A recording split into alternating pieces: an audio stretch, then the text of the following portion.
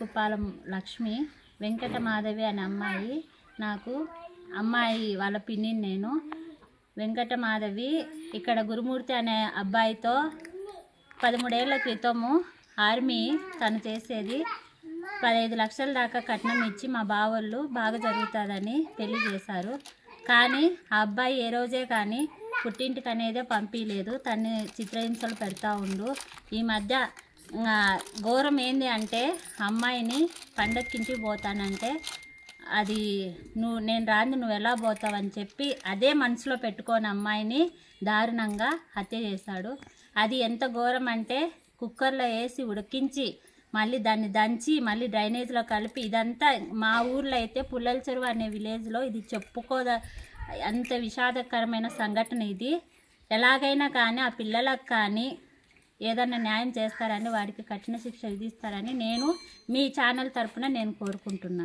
గతంలో మనకు తెలిసింది జేపీ చెరువులోనే ఉన్న వాళ్ళిద్దరు తెలిసిన వాళ్ళే.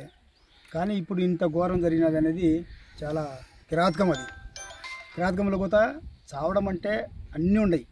ఏది చనిపోవడం అంటే మందు తాగినా చనిపోతారు, లేకుంటే ఏదో కత్తి పొరచడమో లేకపోతే ఉరేయడమో ఇలాంటివి ఉంటాయి.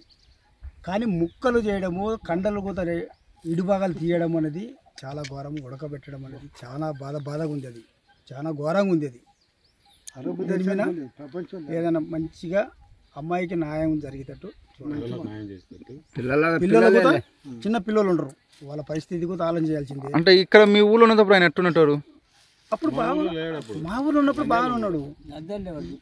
వాళ్ళు గొడవలు అట్టటి ఏం లేవు.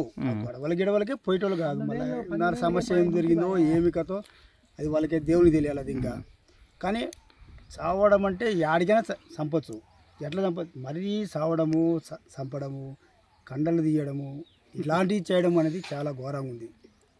చాలా పాపం అన్నమాట. అది 50 సంవత్సరాల క్రితం 70 ఏళ్ళలో పోతే ఇప్పుడు చెప్పాలంటే అది చెప్పలేరు. అది ఆ విషయం అయితే చెప్పలేరు. అది చూడలేదు, వాళ్ళు కూడా చూడలేదు. కాబట్టి ఇంత ఘోరం చూడడం అనేది పిల్లలకి ఏదైనా మంచి న్యాయం చేస్తే బాగుంటుంది గవర్నమెంట్ కూడా.